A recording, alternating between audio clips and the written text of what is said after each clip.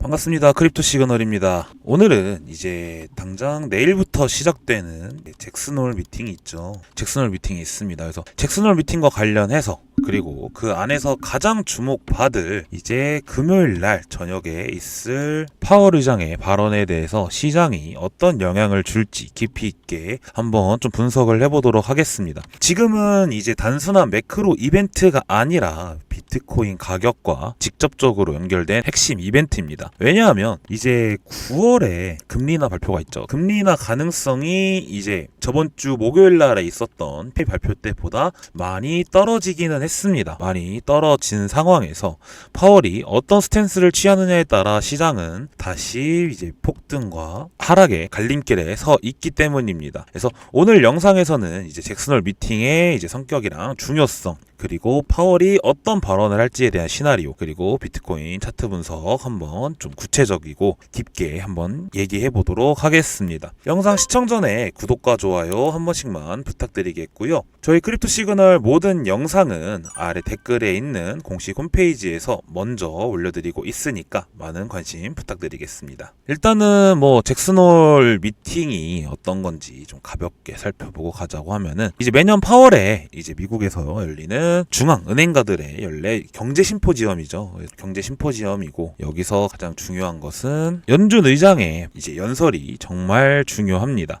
왜냐하면 이제 뭐 과거에서도 이 자리에서 나왔던 메시지가 시장의 큰 방향성을 바꾼 적이 많기 때문에 연준 의장 파월의 이제 연설이 가장 중요하다라는 거 좀 알고 계시면은 좋을 것 같습니다. 그래서 2010년에 이제 버냉키가 의장이었죠. 그때 이제 Q2 양적 완화를 시사를 하면서 그 순간부터 이제 시장이 강력한 랠리를 시작했었습니다.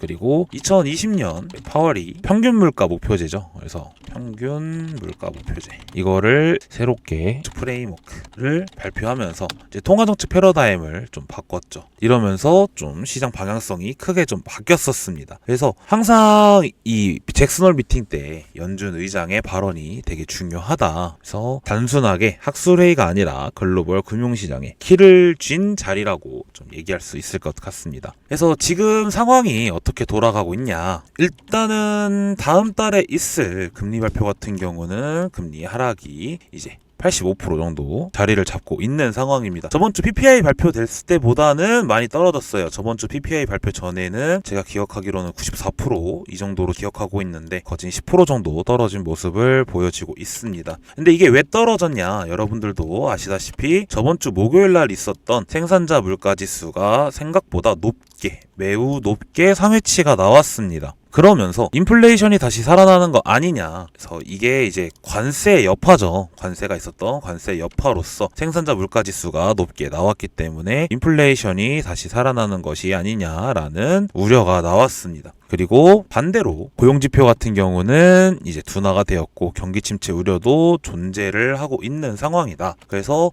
좀 정리를 하면은 이제 스태그플레이션이라고 하죠. 스태그플레이션은 경기 둔화 플러스 물가 상승, 이렇게 좀 알고 계시면은 좋겠습니다. 스태그플레이션이 이제 시장의 최대 고민거리다. 그래서 이제 금요일 날 파월이 어떤 발언을 하느냐에 따라서 이제 달러나 금리, 그리고 주식, 그리고 코인까지 전방위적으로 좀 흔들릴 수밖에 없는 상황이다 라고 좀 알고 계시면 좋을 것 같습니다. 이때 이제 이게 발표되고 나서 비트코인도 많이 떨어졌죠. 보시면은 이제 14일 날 저녁에 발표가 됐었는데 그때부터 지금까지 8.5% 정도 지금 하락이 나온 상황입니다. 그래서 지금 보면은 이평선들도 꺾이기 시작했고, 중요한 거는 여기 자리 108K 여 자리가 좀 중요하지 않을까라는 생각을 하고 있는 상황입니다. 그래서 지금 보면은 여기서도 파월 의장이 최근 스태그플레이션 데이터에 대한 반응 기능이 핵심이 될 것이다 라고 좀 여기서도 예상을 하고 있습니다. 그래서 지금 파월이 좀 어떤 식으로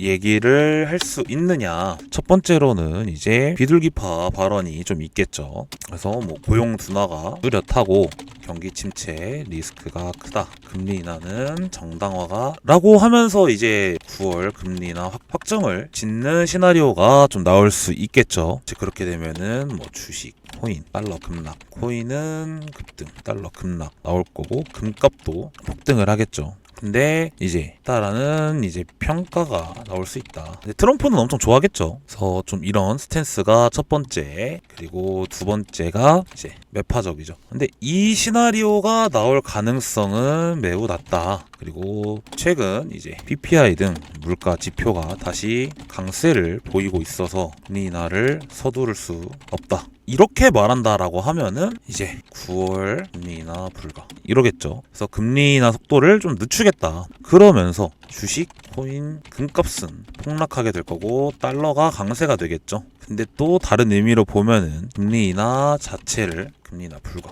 속도를 늦춤. 그래서 금리 인하 자체를 생각 안 하고 있는 것은 아니다. 그리고 세 번째, 이게 가장 확률이 좀 높을 것 같아요. 데이터적으로만 봤을 때 신중한 비둘기 이게 좀 가장 높습니다. 인플레는 여전히 이제 우려되지만 경기 둔화도 뚜렷하다. 따라서 금리 인하는 가능하지만 이제 파월이 제일 좋아하는 데이터에 의존해서 접근하겠다.